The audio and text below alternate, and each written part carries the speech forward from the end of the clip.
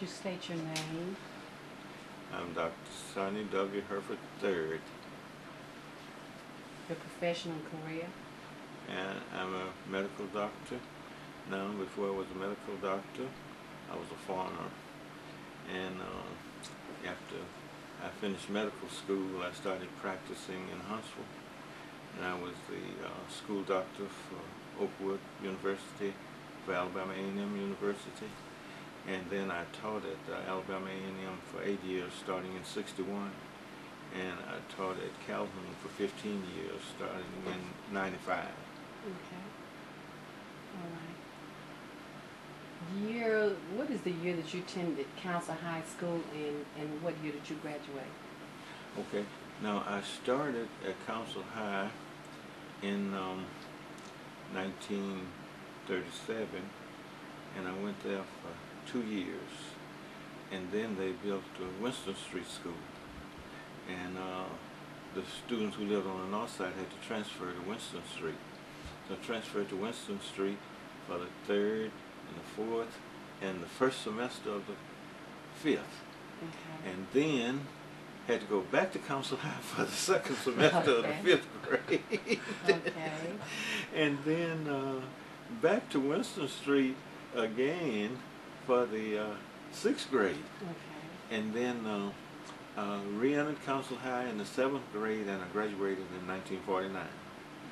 Our class had 100 members when we started, and we graduated 17 members. Mm. In that class, we had only 3 young men in the class. Okay. Did you reside anywhere near Councill High School back during that time? No, the whole time that I was going to school, I lived on Blue Spring Road. Okay. Blue Spring Road. I was born at the intersection, what is now the intersection of the Parkway and Max Luther. Okay. But that used to be a farm out there, and that was a farmhouse out there. And then we later moved a little farther up Blue Spring Road, up near where the First Missionary Baptist Church is now. And we used to have to walk to school from there to Councill High, which was about 6 miles. Mm. 6 miles one way. So you had 6 miles in the morning, 6 miles in the afternoon. And school started at that time started at 8:30, and school was out at 3:15. So in the wintertime, it was dark when you left home and dark when you got back home, because it would take you approximately 2 hours to get to school, and approximately 2 hours to get back home.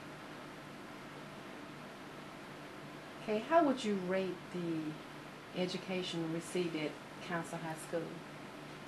Well, when I enrolled in A&M, and I started listening to some of the other students with their English and watching them perform in the mathematics and also in the science classes, I realized that we had a superior education at Councill High. We had some excellent teachers at Councill High, and they showed great interest in the students. And I think they prepared us for our life's vocation. We did not have advisors and counselors.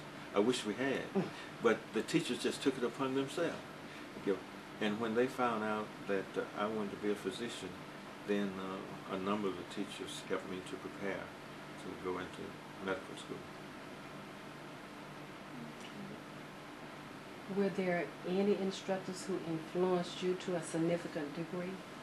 Yes, I remember quite a number of them. There was one, Mrs. Swope, who incidentally for years lived right next door to me, at this house right over here, next door to me.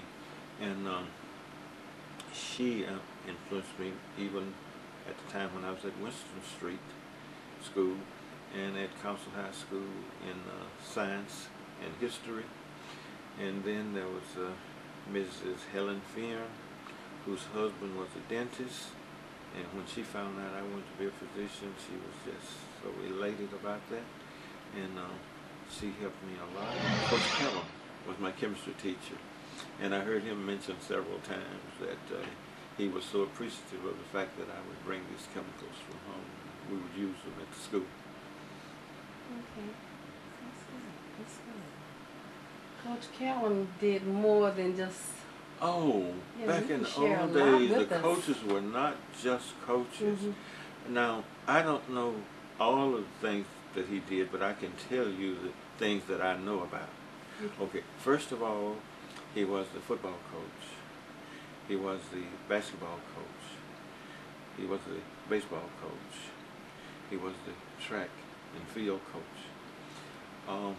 He taught me history, and he taught me chemistry. And that was in the daytime. Okay. And then they had a veteran school, and he taught the returning veterans at night when the guys came home after the Second World War. Okay. He taught them at night. Hmm. That's what he did. Can you imagine one man doing that? No. But that's the way they used to do. Mm. That's the way they had to do. Oh, I forgot one other thing.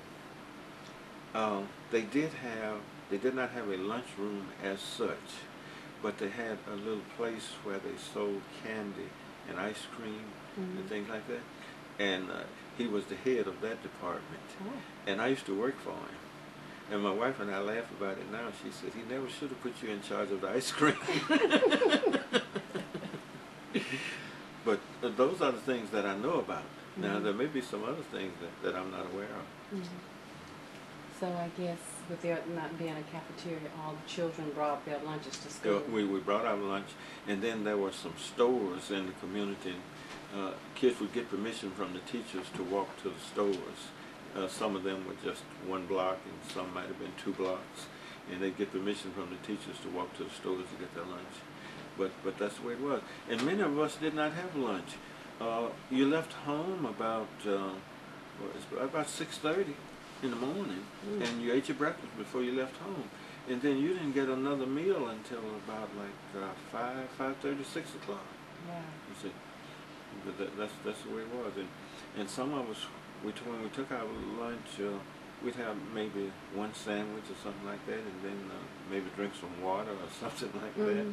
And then some of the kids would go to the stores and get a bag of potato chips, you know, and this would be their lunch. And then some of the stores would sell pork skins and cracklings and things like that, and that's what they ate.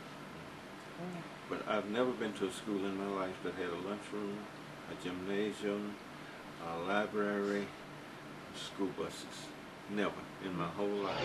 What were your feelings when integration was implemented in 1966? Well, I was one of the instigators of the integration. I know that there were some people who did not feel good about it because a few people lost their jobs, and a few people were demoted in their jobs, and some people were transferred to schools that were way away from where they lived and so forth. You know, they had to drive farther to get to work and what have you. And I knew that some of them were disappointed, but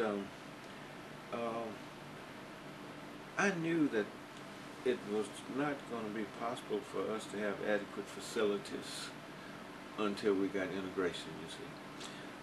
Our schools were separate but equal, quotation mark, equal. And we know they were not equal, you know, but in the eyes of the authorities, they were supposed to be equal. But I felt that never would happen until we got integration, and I knew that once we got integration, then everything would have to be equal, and that the minority kids would be able to attend the same schools and be subjected to the same facilities that the others were, you know. And so I wanted integration. And I was glad when it happened.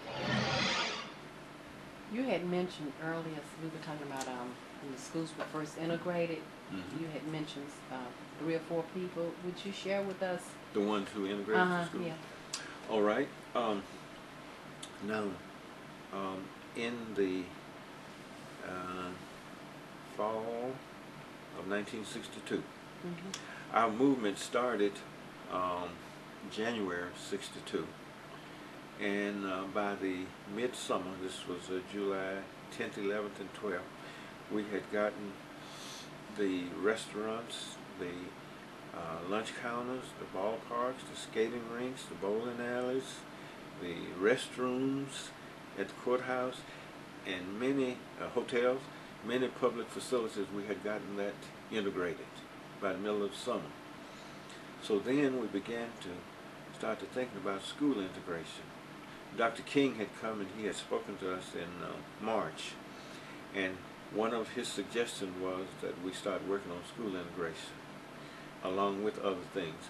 But we had such a small force, and we were so tied up with the other things until we really didn't get a chance to concentrate on school at that time. So in the fall of 62, we started concentrating on school and having meetings with the school board. And whenever we would tell the school board we wanted to talk about integration, they would always put integration the last on the docket. Mm-hmm. And they would talk about everything else they needed to talk about, and then they would ask us to come and give our presentation about the school integration. And by this time, Brown versus Board of Education was 8 years old. See, so the integrated schools were the law of the land. You see, so they would put us the last on the docket, and then they'd give us about 8 or 10 minutes to make our presentation, and then they'd come with a 4 or 5 minutes response. It was always negative. Their response was always negative. And then after they had given their response, then one of the school board members would vote for adjournment, and it would be seconded and passed unanimously. And they would leave out of the building and leave us sitting there in the building. Leave our committee sitting there in the building, even though we wanted to talk some more about school integration. So then we passed this petition around all over the city asking about families who were interested in school integration. And we were able to get 35 signatures of families who were interested in school integration. And then the newspaper made the list public. Mm-hmm. The Huntsville Times made it public. And then a lot of the people received threatening phone calls, and some of the people lost their jobs, and some of them were afraid they would lose their jobs, and they dropped out. They asked their names to be withdrawn from the petition. And we knew we were going to have to file suit. So we filed a suit in the of 63. And only 4 persons, only 4 families were left. And that was Mrs. Odell Pearson and her daughter Veronica. Mm-hmm. And Miss Sidney Ann Bruton and her son John Anthony Bruton. And then Reverend Cleveland Piggy and his son David Piggy. And then I was on the suit, and my son Sonnie W. And so we went in August, the 17th of August, to Birmingham, to federal court, and pleaded the case, and the lawyers were here from the NAACP Legal Defense Fund. We had a lady lawyer, Attorney Constance Baker Motley, who had taken Thurgood Marshall's place when he left to go to the Supreme Court. Mm. And she had taken his place, and she pleaded the case for us. Actually, I don't think he was in the Supreme Court yet, but anyway, he had left the NAACP Legal Defense Fund. And she pleaded the case, and she won the case.